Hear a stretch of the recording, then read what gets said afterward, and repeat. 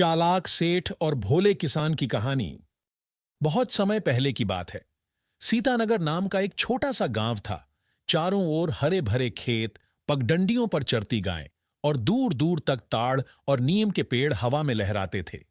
गांव के बाहर जाने वाला कच्चा रास्ता हमेशा धूल से ढका रहता था, जिस पर बैलगाड़ियां चरमराती हुई चलतीं और राहगीर धीरे धीरे अपने गंतव्य की ओर बढ़ते। उसी रास्ते पर उस दिन सेठ धनीलाल जा रहा था, शहर का नामी बनिया। उसका शरीर गोल मटोल था, पेट थोड़ा बाहर निकला हुआ, माथे पर चमचमाती केसरिया पगड़ी, सफेद धोती और सुनहरी किनारी वाला कुर्ता। उसकी गर्दन में सोने की मोटी चेन झूल रही थी और हाथ में चमड़े की थैली थी, जिसमें वह रोज का हिसाब किताब रखता था। आंखों में हमेशा पैसा कमाने की चमक और चेहरे पर बनावटी मुस्कान।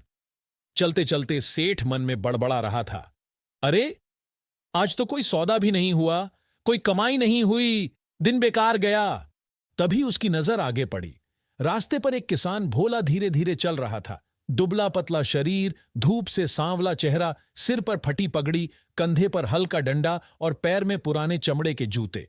चेहरा भला, सरल और सच्चाई से भरा। सेठ की आंखें चमक उठीं। वाह, ये तो भाग्य खुल गया।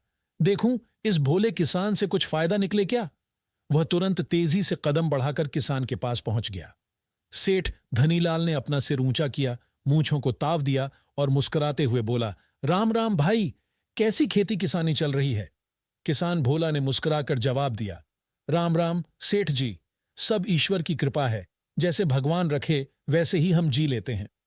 दोनों एक साथ चलने लगे। खेतों के किनारे किनारे पगडंडी पर हवा में सरसराते गेहूं के पौधे झूम रहे थे। सेठ ने सोचा, क्यों ना कुछ ऐसा किया जाए जिससे थोड़ा मनोरंजन भी हो और कुछ लाभ भी निकल आए। वह बोला, अरे भाई भोला, आपका साथ मिल गया तो रास्ता बड़ा ही छोटा लगेगा, चलिए कुछ मजेदार बात करें। भोला ने भोलेपन से कहा, सेठ जी, मैं तो बस खेती, पशु और बरसात की बातें जानता हूं। आप जैसे बड़े लोग शहर की बातें करते हैं जो मेरे बस की नहीं। सेठ ने चतुराई से मुस्कुराते हुए कहा, नहीं नहीं, क्यों ना हम दोनों कुछ नया करें। चलिए हम दोनों बारी बारी से एक झूठी कहानी सुनाते हैं। जो पहले दूसरे की बात पर शक करेगा वह हारेगा और उसे 100 रुपये देने होंगे। भोला जोर से हंसा, हाँ हाँ हाँ, ठीक है सेठ जी, फिर तो मजा आएगा। शुरू कीजिए आप ही पहले, आखिर बड़े आदमी आप हैं। सेठ की आंखों में शरारत चमक उठी। अब उसकी चाल शुरू होने वाली थी। सेठ धनीलाल ने मूंछों को ताव दिया, गला खंखारा और बड़ी शान से बोला, तो सुनो भाई भोला, मेरी कहानी, ऐसी कहानी जो सुनकर तुम दांतों तले उंगली दबा लोगे। भोला मुस्कुराया, हाँ हाँ सेठ जी, शुरू कीजिए, मैं तो तैयार हूं।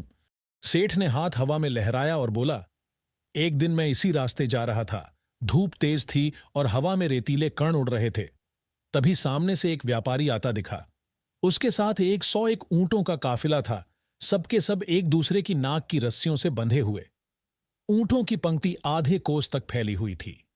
आगे आगे व्यापारी चला आ रहा था और उसके पीछे ऊंटों पर कीमती रेशम, मसाले और सोने चांदी के बर्तन लदे थे। किसान भोला ने सिर हिलाया, जी हां, बिल्कुल ठीक कहा आपने, ऐसे काफिले तो मैंने भी कई बार देखे हैं। पर तभी सेठ ने आंखें बड़ी करते हुए कहा, आकाश से एक विशाल चील झपटी, इतनी बड़ी कि उसके पंखों की छाया में आधा गांव ढंक जाए। उसने उस पहले ऊंट को अपने पंजों में जकड़ा और उड़ चली आकाश में। वाह, किसान बोला, बड़ी ताकतवर चील रही होगी। सेठ जोश में बोला, और क्योंकि सारे ऊंट आपस में बंधे थे, बाकी के 100 ऊंट भी हवा में उड़ गए। पूरा काफिला व्यापारी समेत हवा में झूलता हुआ चला गया। लोग नीचे खड़े मुंह खोले ताकते रह गए। किसान भोला ने हंसते हुए कहा, अरे वाह, चमत्कार ही हो गया सेठ जी। सेठ अब कहानी में पूरी तरह रम चुका था। अब सुनो आगे, वह बोला। उसी समय पड़ोसी राज्य की राजकुमारी अपने बाग में बैठी थी। दासी उसके बालों में कंघी कर रही थी। राजकुमारी की आंखें आसमान की ओर थीं। तभी वो चील अपने 101 ऊंटों के साथ उड़ती हुई ऊपर से निकली। अचानक चील को झटका लगा। उसने पकड़ छोड़ी और सारे ऊंट नीचे गिरते गिरते सीधे राजकुमारी की बाईं आंख में जा गिरे। अरे बाप रे, किसान ने आंखें चौड़ी करते हुए कहा, बेचारी राजकुमारी, आंख में कुछ पड़ जाए तो बहुत जलन होती है। हां भाई, सेठ बोला। राजकुमारी चिल्लाई, अरे ओ दासी, मेरी आंख में कुछ चला गया। दासी ने दौड़कर उसकी पलकों को ऊपर किया और देखा ऊंटों का झुंड अटका हुआ है। उसने एक एक कर सारे ऊंट निकाले। 100 ऊंट तो उसने अपनी जेब में रख लिए और एक ऊंट राजकुमारी ने अपने कमरे में पालतू बना लिया। सेठ ने गहरी सांस ली, अपने माथे से पसीना पोंछा और बोला, बस भाई भोला, यही मेरी कहानी है, पूरी तरह सच्ची।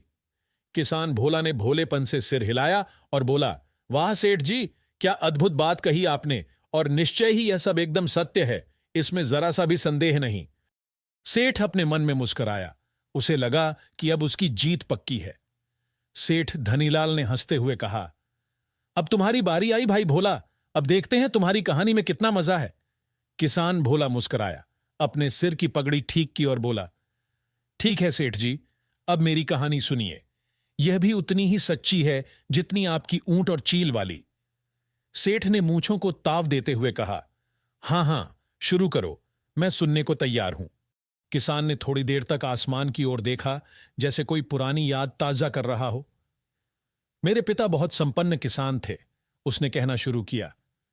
उनके पास 5 गायें थीं, 3 जोड़ी मजबूत बैल, आधा दर्जन भैंसें और ढेर सारी बकरियां। खेत उनके इतने उपजाऊ थे कि हर साल अन्न भंडार भर जाता। पर इन सब में उन्हें सबसे ज्यादा प्रिय थी उनकी घोड़ी चंपा, एकदम गोरी, चमकदार और तेज दौड़ने वाली, जैसे खेतों की रानी। सेठ ने अधीरता से कहा, हां हां ठीक है, आगे बताओ। किसान ने मुस्कुराकर कहा, एक दिन पिताजी उस चंपा को लेकर बाजार गए। उनकी काठी थोड़ी पुरानी थी और रास्ता लंबा। घर लौटे तो देखा चंपा की पीठ पर रगड़ के कारण हथेली जितना बड़ा घाव हो गया था। ठीक है, सेठ बोला, फिर क्या हुआ? वो जून का महीना था, किसान बोला। आंधियां चलती, धूल उड़ती और बरसात की हल्की बूंदें गिरती।